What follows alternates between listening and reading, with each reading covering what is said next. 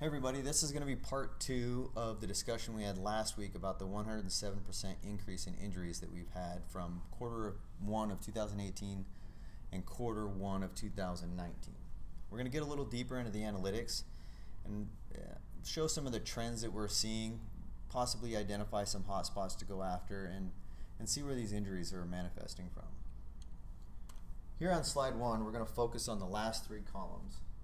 As you'll see, we've had a pretty excellent record going into 2018. 2017 to 2018, we had a 24% decrease in sprains and strains and 11% decrease in cuts and crushes, which you can see in going into this year. We had a 20% increase in these sprains and strains and a 53% increase in these cuts and crushes. We're going to try to correlate that to some models and to some hot spots. As you can see on the right, in 2019, the top 3 offenders are the Tundra, the Tacoma, and the Prius. So we'll dive a little bit deeper into those areas here. On slide 2, you can see actually interesting trend here. We've seen a decrease in ergonomic injuries and physical conditions. And we've had a massive increase, 47%, in acute momentary lapse injuries. Simple things like slips, trips, and falls, head strikes, things like that. And they're typically one-offs for the most part. And then here we were able to break it down to kind of show you by the type of work being done that's caused these injuries and where they were at. So in other is support functions, things like people who were helping bringing parts, people not normally familiar with the factory environment. But here you can see axles, tough build, heavy parts, difficult area to go, and then windows, which was surprising. And then one more here in the trunk space, and we think that's partly due to the tooling, which we've worked out. On slide 3, a couple notable things here. One, we thought we would find a correlation between, let's say, a hand injury would lead to a shoulder injury, for example. We didn't see anything that. As you can see, this is consistent throughout since 2014, pretty much the same. A little bit of spike here in the shoulder injuries. That's likely due to a senior group getting a little more repetitive motion injury moving on in their career. But interestingly, we found that 100% of the people that have been hurt, almost 50% of them are responsible for multiple injuries, so more than one injury, for example. So some of this might be education, might be wear and tear, overexertion, we're not sure, but there's something that we need to go look at there. Maybe the most interesting thing on this slide, though, is this. The bottom axis is the demographic by years of service. We see a huge spike in momentary lapse and conditions around year 6 of their seniority. We think this is something to do with basic human nature, where about 7 years you become complacent. Familiar with your job, your environment. We did move about 600 people last year to a new environment. That could have something to do with it. We didn't see a huge correlation with that. But we do think that this is some comfort. So refocus and re-engagement might help with that. So what we've done is we've gone back and made some recommendations. We think that by refocusing on safety overall, that we have an opportunity to utilize some of this stuff that we already have in place. We're not going to invent anything new here today that's going to make the situation any worse or better.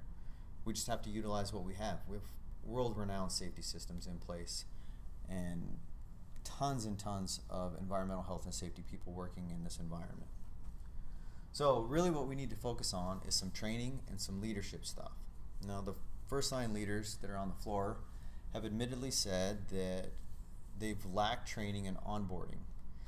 So we need to go back and take a look at what we're doing with our leaders, because without them educating our people, then it's going to be this reciprocal type of environment where it's kind of a culture thing where we have to have our first line leaders go and be the leaders in that space and say, hey, safety first before a schedule, right? Just simple things like that. And then workplace coaching. So as we get the first line leaders up to speed, we need to provide them the resources to get out and coach their people. and give them time to do so. More importantly, we need to remove the burden from them and allow them to go out and do those important tasks. And then in the industrial athlete part, let's let our people go in, schedule time to stretch, make sure they go to industrial athlete before they go to medical. Maybe a strain is a tight muscle, something that can be massaged out. We pay them for that time. Let's encourage them to use it. And then we should let them make appointments with disability management resources if they feel like the injuries aren't getting better when they come back to work.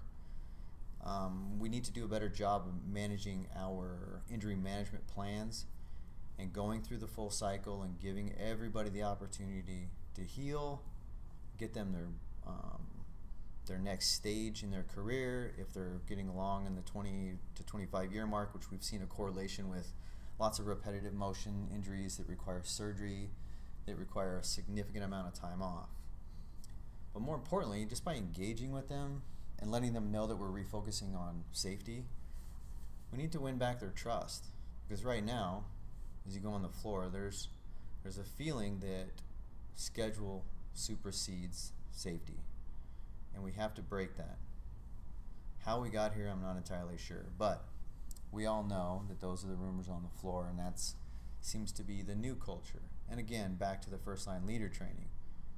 Maybe engaging with the first line leaders and letting them be our first line of defense is what we need to do. And that's my recommendation, is we go there first and utilize the systems that we got.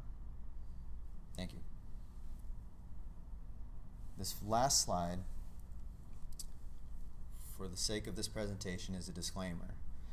And these are all fictional data sets that I created to meet the requirements for the assignment. For Module 6, Project 2, the persuasive research presentation. All the statistics are fictional and were manually entered into this static version of that software that you've seen in the presentation. The products noted are not products that I've ever worked with personally.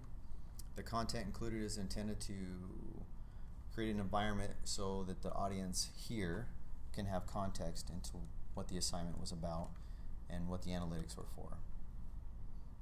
Okay. Thank you.